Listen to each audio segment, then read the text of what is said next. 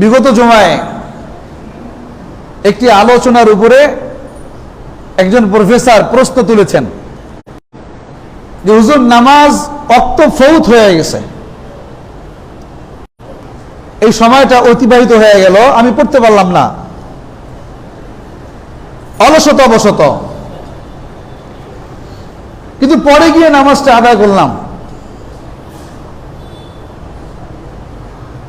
তো আপনি হাদিসের বরাত দিয়ে বললেন ওই নামাজ ফৌত হওয়ার কারণে পরবর্তীতে কাজা করছি, কিন্তু তাতেও লাভ হবে না, 80 বছর সমপরিমাণ জাহান্নামের আগুনে জ্বলতে হবে। তাহলে এটা কি নামাজ পড়ার পরেও শুধুমাত্র ইকো ছাড়া আর কিছু ঘুরেন না?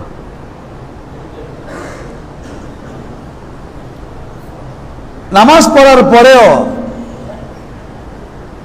যদি 80 বছর জাহান্নামের আগুনে জ্বলতে হয়, তাহলে কি এটা আল্লাহর তরফ থেকে বান্দার উপরে জুলুম হয়ে যাবে না? প্রশ্ন করেছে। প্রশ্ন বহুত মানুষের বহুত ধরনের হতে পারে, যে জোহরের নামাজের সময়ের মধ্যে আমি নামাজ পড়তে পারি নাই, কিন্তু পরে গিয়ে পড়লাম, এই এতটুকুই অপরাধ। এই এতটুকু অপরাধের কারণে 80 বছর জাহান্নামের আগুনে জ্বলতে হবে। তো পড়ার পরেও 80 বছর জাহান্নামের আগুনে জ্বলা, এটা কি আল্লাহর তরফ থেকে এই বান্দার উপরে জুলুম হয়ে গেল না? তাকে উত্তর দিয়ে বললাম, উত্তর আপনাকে একা দিলে আপনি একাই শুনবেন, এই উত্তরটা বাকি থাকুক, আগামী জুমায় বলবো, যাতে করে এই উত্তরটা যেন সবাই যেন শুনতে পারে। জানার দরকার আছে না নাই?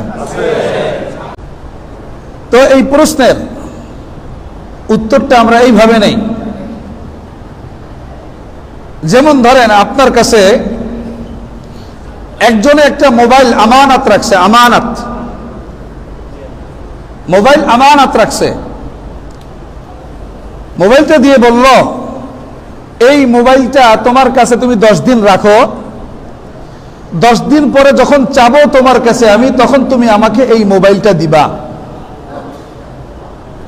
কথা আমার বুঝতেছেন? সাউন্ড, কথা আওয়াজ হয় কিনা? আওয়াজ পান কিনা?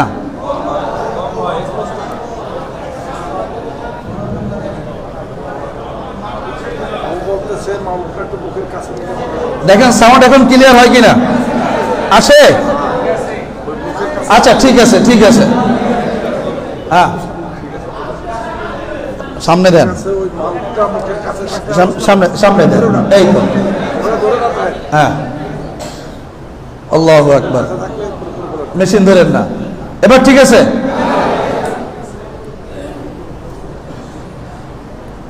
তো একজনে এসে বলল এই মোবাইলটা তোমার কাছে 10 দিনের জন্য আমানত রাখলাম। তো আপনি এটা আমানত রাখছেন, কোন একটা কারণে এই মোবাইলটা আপনার অবহেলার কারণে মোবাইলটা নষ্ট হয়ে গেল। এখন বলেন, যিনি আপনার কাছে আমানত রেখেছেন এই মোবাইলটা, 10 দিন পরে কি ওই নষ্ট মোবাইল তাকে দিতে পারবেন? তা কি করতে হবে? ঠিক যেই রকম মোবাইল আপনার কাছে রেখেছিল, ঠিক হুবহু ওই রকম একটি ভালো মোবাইল বাজার থেকে এনে আপনাকে কিনে দিতে হবে। এখন যদি আমার এই কথা বুঝে থাকেন, একটু উত্তর দিবেন, যেই জিনিস আমানত রাখছিল আপনি কি ওই জিনিসটা আদায় করেছেন নাকি অনুরূপ জিনিস আদায় করেছেন? বলেন। যখন মোবাইলটা নষ্ট হয়ে গেল আপনার কোনো অবহেলার কারণে, এরপরে আপনি যখন ওই রকম একটি মোবাইল এনে দিলেন, আপনি কি স্বয়ং ওই মোবাইলটা দিলেন নাকি অনুরূপ একটি মোবাইল দিলেন? তাহলে বোঝা গেল একটি বিষয়, আদায় কাকে বলে আর কাজা কাকে বলে। এটাকে উসুল ফিকহের পরিভাষায় খুব সুন্দর করে দুইটি সংজ্ঞা দিছেন। তাসলিম ও আইনিল ওয়াজিবি, এটার নাম হলো আদা, আর তাসলিম ও মিসলিল ওয়াজিবি, এটার নাম হলো কাজা। এটার বাংলা অর্থ হলো স্বয়ং যেই জিনিসটা আপনার কাছে রাখা হয়েছে ওই জিনিসটাই প্রদান করার নাম হলো, ওই জিনিসটাই অর্পণ করার নাম হলো আদায়। আর ওই জিনিস পারেন নাই বরং অনুরূপ জিনিস দিয়েছেন, ওটার নাম হলো কাজা। বুঝতে পারলাম কথা? আমি মোবাইল যদি আপনি ওটাই দিতে পারতেন তাহলে বলা হতো যে আপনি আদায় করেছেন। আর যেহেতু আপনি ওইটা দিতে পারেন নাই, দিয়েছেন অন্য একটি, নষ্ট হওয়ার কারণে, আপনার অবহেলার কারণে, তো আপনাকে বুঝতে হবে আপনি আদায় করেন নাই। জোরে বলেন, আপনি কি করেছেন? কাজা করেছেন। আশা করি এতটুকু কথার মাধ্যমে, উদাহরণের মাধ্যমে বিষয়টা ক্লিয়ার যে আদায় মানে হলো স্বয়ং যে জিনিসটা রাখা হয় হুবহু ওটাই দেওয়ার নাম হলো আদায়। আর কাজা হলো ওই জিনিসটা দেওয়ার নাম নয়, বরং অনুরূপ আরেকটি জিনিস দেওয়ার নাম। কথা আমি বুঝাইতে পারছি? এবার আমি বলি জোহরের নামাজ দিয়ে, যে জোহরের নামাজ আল্লাহ রাব্বুল আলামিন নির্ধারিত সময়ের একটি দিয়েছেন, দিয়ে বললেন এই সময় থেকে নিয়ে এই সময়ের মধ্যে তুমি 4 রাকাত নামাজ ইমামের পিছনে জামাতের সাথে তুমি তাকবীরুল্লাহর সাথে তুমি আদায় করবা। আপনি যখন অবহেলা করলেন, আপনি যেহেতু অবহেলা করলেন, সময়ের মধ্যে আপনি পড়তে পারলেন না, অন্য সময়ে গিয়ে পড়লেন, তো এটা কি হলো? আল্লাহ আপনার কাছে স্বয়ং যেই জিনিসটা চেয়েছেন ওইটা আপনি আদায় করেন নাই, বরং অন্য ওক্তে গিয়ে আপনি জোহরের মতো করেই অনুরূপ আপনি আরেকটা আল্লাহকে দিয়েছেন। এখন বলেন আপনি কি ওয়াদা ঠিক রাখছেন? বলেন আপনি কি ওয়াদা ঠিক রাখছেন? তো দুনিয়াতে যদি সরকারি কোনো কর্মকর্তাকে উপর থেকে নির্দেশ দেওয়া হয়, সেনাবাহিনীর কোনো অফিসারকে যদি উপর থেকে কোনো নির্দেশ দেওয়া হয় যে এই সময় থেকে নিয়ে তুমি এই সময়ের মধ্যে তুমি ডিউটি পালন করবা অমুক জায়গায়, আর আপনি ওই সময়ে ডিউটি পালন করলেন না, বরং আপনি অবহেলা করে আপনি সময় নষ্ট করলেন, এরপরে আপনার মনে হলো আমাকে তো উপর থেকে একটি নির্দেশ দেওয়া হয়েছে, সুতরাং আমি যদি ওটা পালন না করি আমার তো একটা পানিশমেন্ট হবে। আপনি ওই ডরে নির্ধারিত সময় না করে আপনি অন্য সময় গিয়ে ডিউটি পালন করলেন। তারপরেও বলেন তো সেনাবাহিনীর ওই কর্মকর্তাকে উপর থেকে শাস্তি দেওয়া হবে কি হবে না?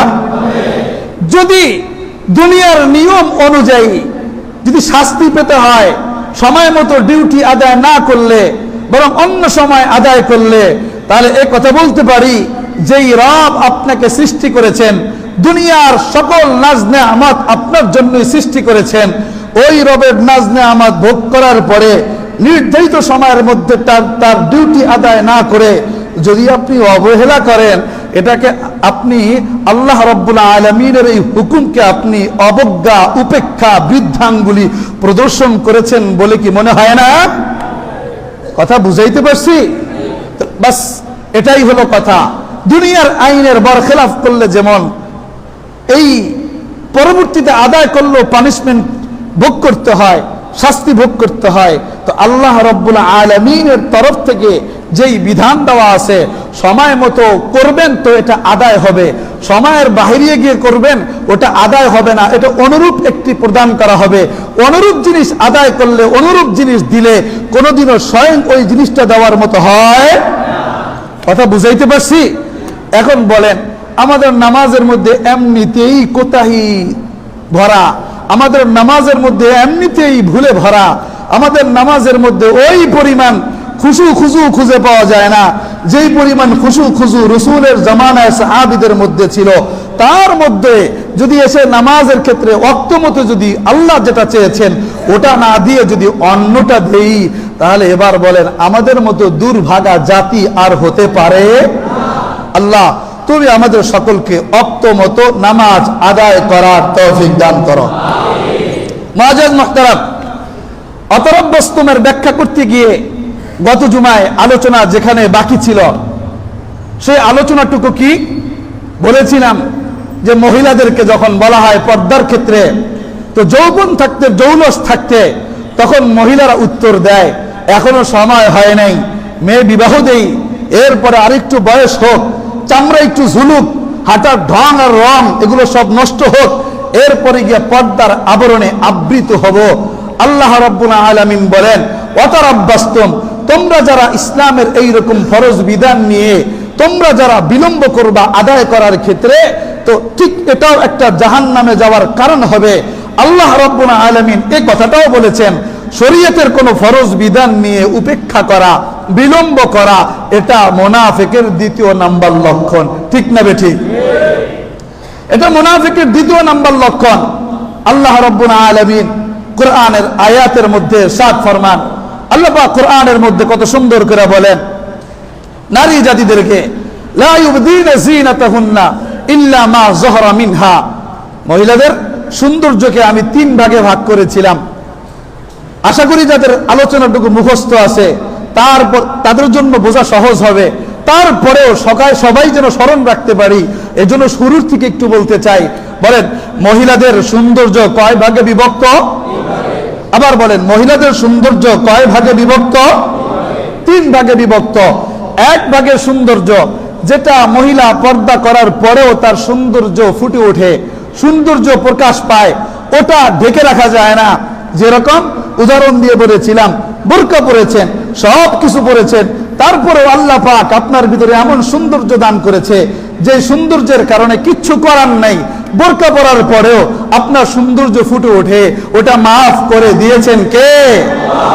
আল্লাহ পাক কোরআনে বলেন, ওয়ালা ইউবদিনা যিনাতাহুন্না ইল্লা মা যাহরা মিনহা, যেটা অটোমেটিক প্রকাশ পায় ওটা ব্যতীত অন্য কোন সৌন্দর্য প্রকাশ করা যাবে না। এখন বাকি আছে কয় প্রকার? বলেন, বাকি আছে কয় প্রকার? দুই প্রকার। প্রথম প্রকারটার ক্ষেত্রে উদাহরণ দিয়েছিলাম আমাদের আকাবিরদের, আমাদের বুজুর্গানে দিনদের, আমাদের অতীতের মুরব্বীদের। তারা তাদের স্ত্রীদেরকে এতটাই সম্মান আর ইজ্জত দিতেন, এতটাই এদেরকে অন্যের চোখ থেকে আড়াল করে রাখতেন, বোরকা পরানোর পরেও এরপরে রিকশায় উঠাইয়া সামনে দিয়ে কাপড় পেঁচিয়ে দিতেন। ঠিক না বেঠিক? মুআজ্জাজ মুহতারাম, দ্বিতীয় নাম্বার সৌন্দর্য হলো এমন সৌন্দর্য যে সৌন্দর্যটা মাহরামের সামনে প্রকাশ করা যায়। জোরে বলেন, কাদের সামনে প্রকাশ করা যায়? মাহরামের সামনে প্রকাশ করা যায়। মাহরাম কারা? যাদেরকে বিবাহ করা যায় না, এটা একটা মাহরামের অন্তর্ভুক্ত। এর সাথে আবার আরেকটা আছে, সেটা হলো নিজের বোনের জামাই, এর সাথে কিন্তু আবার দেখা দেওয়া যায় না, এটা স্মরণ রাখবেন। তো যাই হোক কথা, আল্লাহ রাব্বুল আলামিন এই কথাগুলো কোরআনের মধ্যে খুব সুন্দর করে ধাপে ধাপে ধাপে ধাপে বলেছেন। সেটা কি? ওয়ালা ইউবদিনা যিনাতাহুন্না ইল্লা লিবুউলাতিহিন্না আও আবাইহিন্না আও আবাই বুউলাতিহিন্না আও ইখওয়ানিহিন্না আও বানি আখওয়াতিহিন্না আও নিসাইহিন্না আও মা মালাকাত আইমানুহুন্না আও ইত্তাবিঈনা গায়রি উলিল ইরবাতি মিনার রিজাল আও ইত্তিফলিল্লাযীনা লাম ইয়াযহারু আলা আওরাতিন নিসা। এই আয়াতের মধ্যে আল্লাহ রাব্বুল আলামিন ধাপে ধাপে ধাপে ধাপে বলে দিয়েছেন দ্বিতীয় নম্বর সৌন্দর্য শুধুমাত্র এদের সামনে প্রকাশ করা যাবে। তারা কারা? যিনাতাহুন্না ইল্লা লিবুউলাতিহিন্না। দ্বিতীয় নম্বর সৌন্দর্যের কথা বলতেছি, এটা হলো এই প্রথম নম্বর সারিতে রাখছে স্বামী, একটু কর ধরে গুনতে হবে। প্রথম নম্বর কি? স্বামী। দ্বিতীয় নম্বর আও আবাইহিন্না, ওই মেয়ের বাবা। বলেন, ওই মেয়ের বাবা, দাদা, উপরস্থ যারা আছে এদের। কয় নাম্বার হলো? দুইটা। জোরে বলেন, কয়টা হলো? দুইটা। এবার হলো তৃতীয় নাম্বার আও আবাই বুউলাতিহিন্না, ওই যে স্বামীর বাবা আছে, এর কি বলে? শ্বশুর। বলেন, একে কি বলে? শ্বশুর। তো শ্বশুর এর সামনেও সৌন্দর্য প্রকাশ করা যাবে, ভুলে গেলে চলবে না। কত নম্বর সৌন্দর্য এটা? দ্বিতীয় নাম্বার। দ্বিতীয় নাম্বার সৌন্দর্যের পরিধি কতটুকু, এটা আমি এই প্রকারটা বলার পরে উদাহরণ দিয়ে বুঝাচ্ছি। তা প্রথম নাম্বার গেল কি? স্বামী। দ্বিতীয় নাম্বার গেল বাবা। তৃতীয় নাম্বার গেল শ্বশুর। চতুর্থ নাম্বার আও ইখওয়ানিহিন্না, নিজের ভাই, নিজের ভাই। পঞ্চম নাম্বার আও আবনাই ইখওয়ানিহিন্না, নিজের ভাইয়ের পুত্র, এদেরকে কি বলে? ভাতিজা। জোরে বলেন, কি বলে? ভাতিজা। এরপরে হলো ষষ্ঠ নাম্বার আও আবনাই বুউলাতিহিন্না, না আও আবনাই আখওয়াতিহিন্না। ষষ্ঠ নাম্বার হলো নিজের বোনের সন্তান, এদেরকে কি বলে? ভাগিনা। এরপরে হলো আও নিসা ইহিন্না, অন্যান্য মহিলা যারা আছে এদের সাথে দেখা দিতে পারবে। এরপরে হলো 8 নাম্বার আও মা মালাকাত আইমানুহুন্না, বর্তমান জমানায় যদিও নাই, এক সময় ছিল। গণতন্ত্রের প্রতিষ্ঠা হওয়ার আগে মুসলমানদের ঘরে ঘরে গোলাম থাকতো, খ্রিস্টান গোলাম, হিন্দু গোলাম, ইহুদি গোলাম, এইরকম গোলাম থাকতো। তো বলতেছে গোলামের সাথেও দেখা দেওয়া যায়। বলেন কয়টা হলো? 8টা। এরপরে হলো 9 নাম্বার হলো উলিল আউত্তাবিঈনা, ওই সকল পুরুষরা যারা মানুষের ঘরে কাজ করে, কিন্তু শর্ত আছে, উলিল গায়রি উলিল ইরবাতি মিনার রিজাল, যে সকল পুরুষদের কোনো যৌন চাহিদা নাই বয়সের ভারত্বের কারণে। এরকম আছে না নাই? আছে। তো এই যে এইরকম পুরুষ যাদের ভিতরে যৌনের ভারত্ব, বয়সের ভারত্বের কারণে যৌনতার কোনো চাহিদা নাই, বলতেছে এইরকম পুরুষের সাথেও 2 নাম্বার সৌন্দর্য দেখানো যাবে। সর্বশেষ আউত্তিফলিল্লাযীনা লাম ইয়াজহারু আলা আওরাতিন নিসা, ওই সকল ছোট ছোট শিশু বাচ্চা, যে সকল বাচ্চারা এখনো মহিলাদের আওরাত, মহিলাদের সতর সম্পর্কে অবগত না, এই সকল বাচ্চাদেরকেও 2 নাম্বার সৌন্দর্য দেখানো যাবে। এখন একটা কথা বলি, আমাদের এই ভুলটা সচরাচর আমাদের সমাজে সাধারণ মানুষদের তো আছেই, আমাদের সমাজে টুকটাক আলেমদের মধ্যেও আছে। বলবেন হুজুর কি ভুল? ভুলটা হলো এই যে একটা ছেলে, সে দুনিয়া সব কিছু বুঝে, কিন্তু তার বয়স হয়েছে মাত্র এখন 8 অথবা 9। আমরা বলি কি, এই সমস্যা নাই, তুই তো এখনো বালেগ হস নাই, তোর বয়স মাত্র 8 অথবা 9, তুই ঘরে আসতে পারবি, তুই তোর চাচির সাথে দেখা দিতে পারবি, তুই তোর মামির সাথে দেখা দিতে পারবি। এইরকম আমরা করি কি করি না? বলেন, এইরকম আমরা করি কি করি না?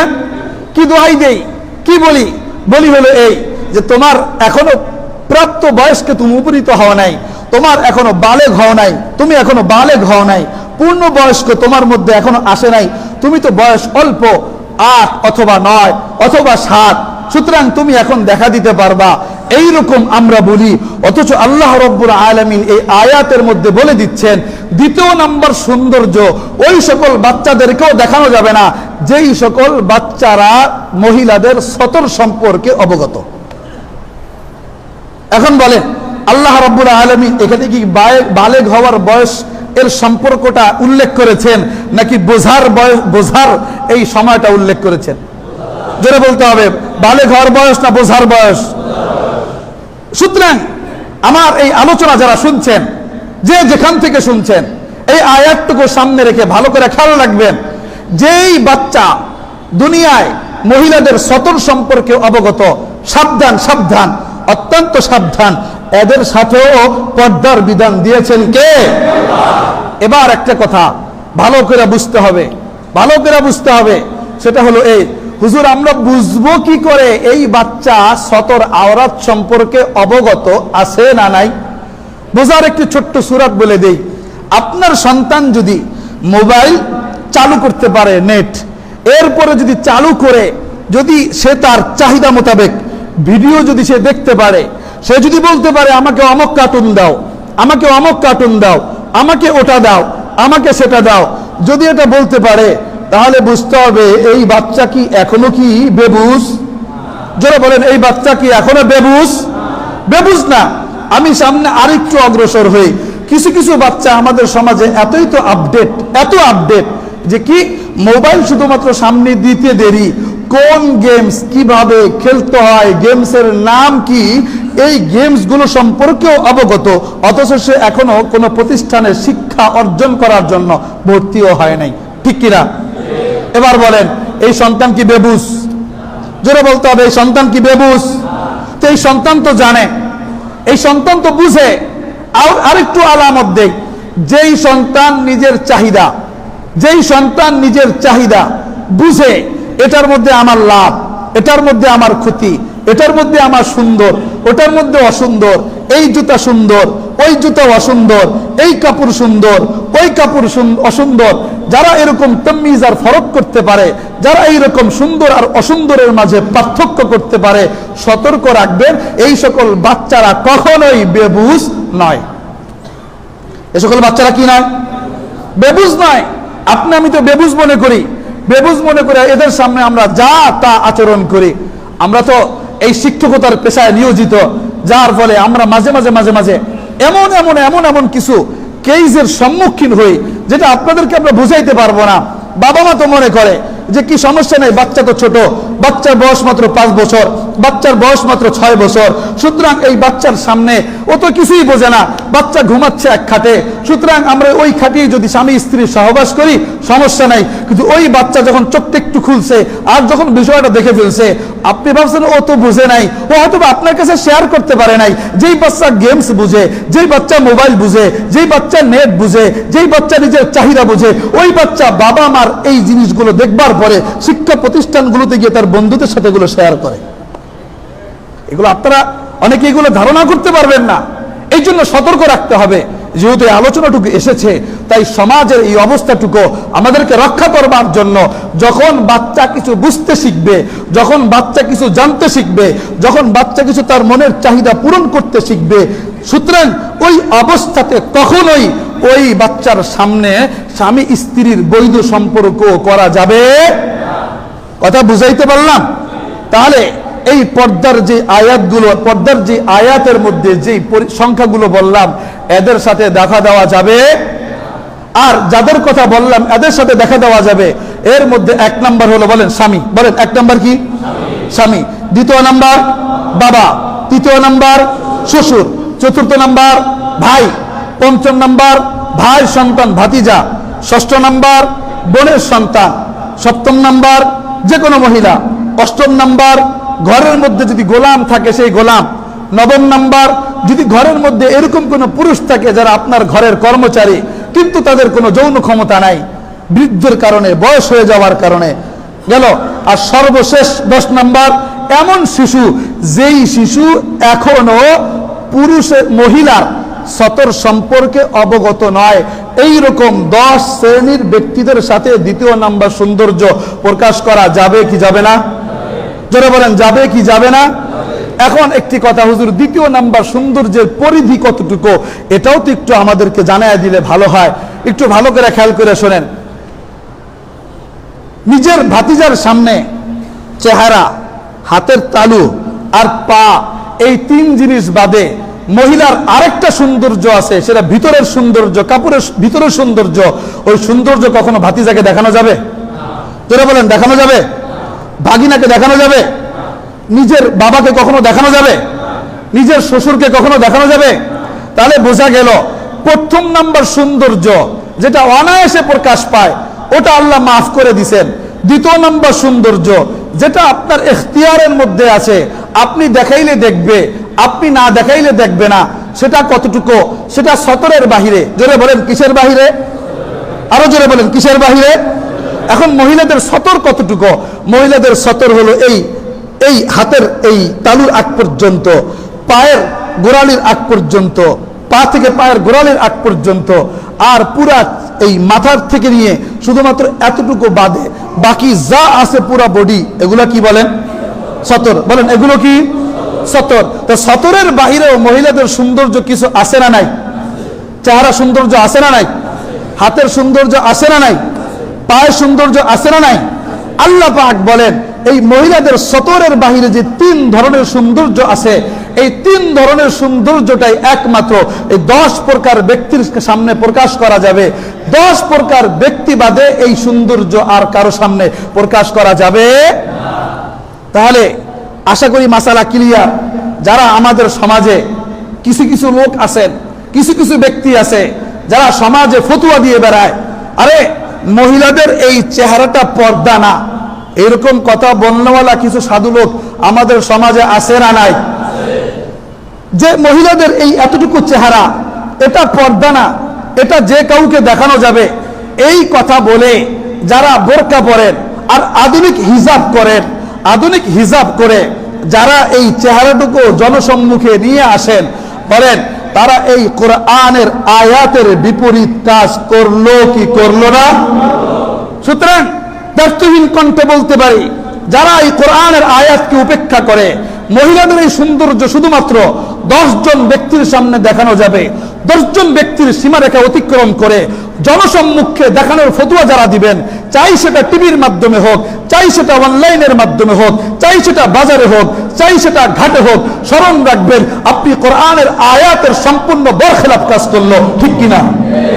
মুআজ্জাজ মুহতারাম, এরপরে বাকি রয়েছে 3য় নম্বর স্তর। ওটা একমাত্র আল্লাহ রাব্বুল আলামিন এই নারী জাতির এই সৌন্দর্যটা একমাত্র স্বামীর জন্যই বরাদ্দ রেখেছেন। বলেন না সুবহানাল্লাহ? বলেন, চেহারার ভিতরে সৌন্দর্য, হাতের ভিতরে সৌন্দর্য, পায়ের ভিতরে সৌন্দর্য, এটা স্বামী ছাড়া আর কেউ দেখতে পারবে? জোরে বলে, আর কেউ দেখতে পারবে? তাহলে কথা ক্লিয়ার, সৌন্দর্য কয় ভাগে বিভক্ত হলো? আরো জোরে, সৌন্দর্য কয় ভাগে বিভক্ত হলো? তো প্রথম নম্বর সৌন্দর্য কি? হিজাব করার পরেও অনায়াসে যদি আপনার স্ত্রীর অবকাঠামো বের হয়ে যায়, ওটা মাফ করে দিয়েছেন কে? দ্বিতীয় নম্বর সৌন্দর্য যেটা সতরের বাহিরে, ওটা জোরে বলেন কয় পুরুষ দেখতে পারবে? গ্যাস গেল বিষয়টা। এবার 3য় নাম্বার বিষয়, যেটা এই সতরের ভিতরে সৌন্দর্য, এটা স্বামীর জন্য বরাদ্দ করে রেখেছেন কে? মুআজ্জাজ মুহতারাম, ইসলাম নারীদের এই সেফটি, ইসলাম নারীদের এই সৌন্দর্যে প্রকাশ করার যে সুন্দর বিধান, এর বাহিরে আর কোন সুন্দর করে বিধান দেওয়ার কেউ ক্ষমতা রাখে? যারা বলেন কেউ রাখে? আল্লাহ রাব্বুল আলামিন কোরআনে বলেন, আফা হুকমাল জাহিলিয়াতি ইয়াবগুন ওয়া মান আহসানু মিনাল্লাহি হুকমান লিকাউমিন ইউকিনুন। আল্লাহ পাক বলে, যারা বিশ্বাস রাখে, ও দোস্ত একটু উত্তর দিবেন, আমরা আল্লাহর প্রতি বিশ্বাস রাখি কি রাখি না? আমরা আল্লাহর জান্নাত ও জাহান্নামের প্রতি বিশ্বাস রাখি কি রাখি না? আল্লাহ পাক বলেন, যারা আমার বিধান, আসমান জমিন এর উপরে যেগুলো গায়েব, সব কিছুর উপরে বিশ্বাস রাখে, জান্নাত হোক আর জাহান্নাম হোক, আল্লাহ হোক আর ফেরেশতা হোক, হাসরের ময়দান হোক, সব কিছুর উপরে যারা বিশ্বাস রাখে, আল্লাহ রাব্বুল আলামিন বলেন, ওই রকম বিশ্বাসীদের নিকট আল্লাহ পাকের চাইতে দামি আর কোন উত্তম আর কোন বিধানদাতা হতে পারে না, ঠিক কিনা? মুআজ্জাজ মুহতারাম, এতটুকু কথা বলবার পরে একটি কথা মনে পড়ল। কথাটা হলো এই, গত কিছুদিন আগে একটি টক শো দেখলাম, সাংবাদিকদের টক শো। ওই টক শোতে দেখছি এই জন্যই, ওখানে একজন বর্তমান বাংলাদেশের দেশ বরেণ্য শেখুল হাদিসের অন্যতম একজন ব্যক্তিত্ব, শেখুল হাদিস ইবনে শেখুল হাদিস আল্লামা মামুনুল হক দামাত বারাকাতুহুমুল আলিয়া ওই টক শোতে উপস্থিত ছিলেন। তো সাংবাদিক তো বড় সাংঘাতিক, বড্ড সাংঘাতিক। কেমন সাংঘাতিক? অতীতেও এইরকম ঘটেছে, সামনেও ঘটবে, বর্তমানেও চলছে। আবার অনেক সাংবাদিক আছেন ভালো, মনটা খারাপ হয়ে যেতে পারে যে হুজুর সাংবাদিকদেরকে সাংঘাতিক বলে গালি দিয়ে ফেললেন। না না, সবাইকে না, এটা অধিকাংশ সাংবাদিকরাই সাংঘাতিক হয়, যারা সেকুলার মানসিকতা যারা লালন করে, এছাড়া যারা আল্লাহর উপরে বিশ্বাস রাখে, ইসলামের জন্য যারা কাজ করতে চায়, এই সকল সাংবাদিকদের তো সাধুবাদ কিভাবে জানানো দরকার ওটার ভাষাও আমাদের কাছে নাই। মুআজ্জাজ মুহতারাম, তো এখন ওই টক শোতে অতীতেও ঘটেছে এরকম, সাংবাদিক মাঝখানে বসে, এখন তো অনলাইন সিস্টেম, এখন অনলাইনে সাংবাদিক এক প্রান্তে থাকে, আর যারা আলোচনা করবেন তারা এক এক প্রান্তে থাকে। তো দেখে গেছে এক প্রান্তে রাখে পুরুষ, মানে মৌলবী হুজুর আলেমকে রাখে, আর আরেক প্রান্তে রাখে হলো একজন মহিলা। এখন অবস্থাটা কি হয়ে দাঁড়াইছে? অবস্থা সমস্যা, হা বললেও সমস্যা, না বললেও সমস্যা। হা বললে কি, না বললে কি সমস্যা? যদি এখন ওখানে এসে যদি বলে কই না দরকার নাই, এখানে মহিলা আছে টকশোতে, আমি টকশো করবো না, তখনই ও মহিলা কি বলে বসবে জানেন? বলে বসবে, দেখছেন এই হুজুররা নারীদেরকে ইজ্জত দিতে জানে না, এই হুজুররা নারীদেরকে মর্যাদা দিতে জানে না, যার ফলে এই আমাকে অনলাইনে হাজার হাজার মানুষের সামনে অপমান করলো, ঠিক কিনা? এইভাবে কিছু নারীবাদী আছে যারা এই রকম, যদি কোনো আলেম বলে কোনো নারীর সাথে টকশো করবো না, তাহলে এটাকে একটা দোষের কারণ বানাবে, বলবে আমাদের নারীদেরকে তারা পিছিয়ে রাখে, আমাদের নারীদেরকে তারা অবমূল্যায়ন করে, আমাদের নারীদেরকে তারা মর্যাদা দিতে জানে না। আবার পক্ষান্তরে যদি চুপচাপ চোখটা নিচে নামাইয়া যদি টকশো করেও আসে, পরবর্তীতে ভিডিও ফুটেজ থাকে, তো ভিডিও ফুটেজ থাকলে ওখান থেকে স্ক্রিনশট দিয়ে ছবিটা তুলে রাখে, পরবর্তীতে জনসম্মুখে দেখায়, দেখেন হুজুরে যখন ফতোয়া দেয় একরকম, আবার যখন নিজের বেলায় আসে তখন সব হালাল হয়ে যায়, ঠিক কিনা? এরকম চক্রান্ত আমাদের সমাজে আছে না নাই? আছে। তো টকশোর এক প্রান্তে মহিলা, আর এক প্রান্তে শেখুল হাদিস ইবনে শেখুল হাদিস, উনিও বসা, মাঝখানে হলো, আমি নাম বলতেছি না সাংবাদিকের, ওই সাংবাদিক মাঝখানে বসা। এখন প্রশ্ন চলতেছে একের পর এক পর্যায়ে বলতেছে সাংবাদিক শেখুল হাদিস ইবনে শেখুল হাদিসকে যে আপনারা কি চান? তিনি উত্তর দিছেন, আমরা ইসলামী খেলাফত চাই। জোরে বলেন, আমরা ইসলামী চাই কি চাই না? জোরে বলেন, চাই কি চাই না? মৃত্যু পর্যন্ত আমাদের স্লোগান গণতন্ত্রের বিরুদ্ধে থাকবে তো ইনশাআল্লাহ। তো প্রশ্ন করছে ইসলামী আপনারা কি চান, কোন ক্ষমতা চান? উনি উত্তর দিছেন, আমরা আল্লাহ পাকের কোরআনের বিধান ইসলামী খেলাফত, আমরা ওটা চাই, আমরা এর বাহিরে কোনো কিছু চাই না। তখন পক্ষান্তরে ওই মহিলা উত্তর দিতেছেন, ইসলামী খেলাফত আসলে আমরা ডরাই। কেন ডরাই? যদি আমাদের ইনসিকিউরিটিতে আমরা ভুগি, যদি অনিরাপত্তায় যদি আমরা ভুগি, সুতরাং ইসলামী খেলাফত আসলে নারীরা অনিরাপত্তায় ভুগবে। আমি ওই নারীর এই কথা বলতে চাই, যেহেতু এই টকশো হাজার হাজার মানুষ, লক্ষ লক্ষ মানুষ দেখেছে, ইসলামী খেলাফতের উপরে কলঙ্কের কালিমা লিপন করেছে, এ কথা জানিয়েছে ইসলামী খেলাফত আসলে নারীরা তাদের স্বকীয়তা বজায় রাখতে পারবে না, ইসলাম আসলে নারীরা তাদের নিরাপত্তাহীনতায় ভুগবে। আমি ব্যর্থহীন কণ্ঠে বলতে পারি, ইসলাম নারীকে যেই মর্যাদা দিয়েছে, এই মর্যাদা দ্বিতীয় আর কেউ দিতে পারে নাই, ঠিক কিনা? এই মর্যাদা আর কেউ দিতে পারে নাই। জাহেলি যুগে ইসলাম ধর্ম আসার আগে ইহুদি ছিল, ইসলাম আসার আগে খ্রিস্টান ছিল, ইসলাম আসার আগে বৌদ্ধ ছিল, ইসলাম আসার আগে মুশরিক ছিল, ইসলাম আসার আগে কোন ধর্ম পালন করতো সে ধর্মের নামও জানতো না, এইরকম লোকও ছিল। ও দোস্ত আমার, পারে নাই নারীদেরকে তাদের মর্যাদা দিতে। একমাত্র নারীর মর্যাদা প্রতিষ্ঠা করেছে ইসলাম, ঠিক কিনা? যারা বলতে চায় নারীদের মর্যাদা ইসলাম দিতে জানে না, তাদেরকে আমি একটু কোরআন থেকে ছোট্ট করে একটু আয়াত দিয়ে উদাহরণ দিতে চাই। জাহিলি যুগে যখন কোনো বাবাকে, যখন কোনো পুরুষকে বলা হতো যে তোমার ঘরে কন্যা সন্তান জন্মগ্রহণ করেছে, কি হইতো অবস্থা? আল্লাহ রাব্বুল আলামিন একেবারে খুব সুন্দর করে সূরাতুন নামলের 58 নম্বর আয়াতে বলে দিচ্ছেন, ওয়াইযা বুশিরা আহাদুহুম বিল উনসা যাল্লা ওয়াজহুহু মুসওয়াদ্দান ওয়া হুয়া কাযীম। আল্লাহ রাব্বুল আলামিন বলেন, যখন তাদেরকে নারীদের সুসংবাদ দেওয়া হয়, যখন কন্যা শিশুর সুসংবাদ দেওয়া হয়, আর বলা হয় যে তোমার গর্ভে, তোমার ঘরে, তোমার স্ত্রীর গর্ভে, তোমার ঘরে একটি সুন্দর ফুটফুটে কন্যা সন্তান জন্মগ্রহণ করেছে, আল্লাহ রাব্বুল আলামিন বলেন এটা বলতে দেরি, যাল্লা ওয়াজহুহু মুসওয়াদ্দান ওয়া হুয়া কাযীম, চেহারা হয়ে যেত কালো আর হৃদয় হয়ে যেত দুঃখগ্রস্ত। আল্লাহ পাক বলেন তো শুধু এতটুকুই ক্ষান্ত নয়, এরপরে আল্লাহ রাব্বুল আলামিন বলেন ইয়াতাওয়ারা মিনাল কওমি বিসুই মা বুশিরা বিহি, যে সুসংবাদ দেওয়া হয়েছে কন্যা সন্তানের, ওই কন্যা সন্তানের সুসংবাদ পাওয়ার কারণে সে সমাজ থেকে আলাদা হয়ে থাকতো। এরপরে আবার চিন্তা করত নিজের কাছে রেখে দিবে নাকি, আয়ুমসিকুহু আলা হুনিন আম ইয়াদুসুহু ফিত তুরাব, এটাকে নিজের কাছে রেখে দিবে কিনা নাকি মাটির মধ্যে দাবিয়ে দিবে। ও দোস্ত, জাহিলি যুগে নারীদেরকে মাটির মধ্যে দাবিয়ে দেওয়া হতো কি হতো না? আয়ুমসিকুহু আলা হুন, নিজের কাছে রেখে দিবে কিনা, নাকি আম ইয়াদুসুহু আলা ফিত তুরাব, মাটির মধ্যে দাবিয়ে দিবে কিনা। আল্লাহ রাব্বুল আলামিন বলেন আলা আসা আমা ইয়াহকুমুন, স্মরণ রাখো তারা যে সমাজে যেই কাজগুলোর ফয়সালা দেয় এর চাইতে নিকৃষ্টতম কাজ আর হতে পারে না। এখান থেকে আমি স্পষ্ট দ্ব্যর্থহীন কণ্ঠে বলতে চাই, যখন নারীদেরকে মাটির মধ্যে পুঁতে দেওয়া হতো, ওই মাটিতে পুঁতে দেওয়ার থেকে দুনিয়ার কোনো তন্ত্র আর মন্ত্র সেভ করতে পারে নাই, একমাত্র ইসলাম সেভ করতে পেরেছে, ঠিক কিনা?